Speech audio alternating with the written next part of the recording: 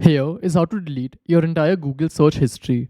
So let's get started. First, open your browser and search for myactivity.google.com. Then you'll reach this page and you have to ensure you've logged in with the account whose search history you'd want to delete. You can switch the account by clicking on your profile picture on the top right. And then once you're here, just click on delete activity by.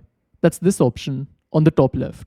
Then here, we have a time range for which we want to delete. So they have last hour, last day, or all time.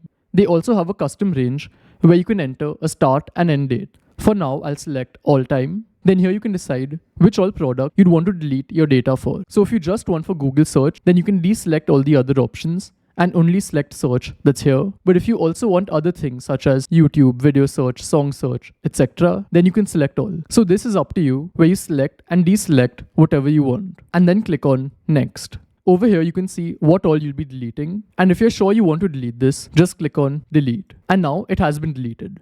So this is how it works. And if you want to know some privacy and security settings, check out this video. Goodbye.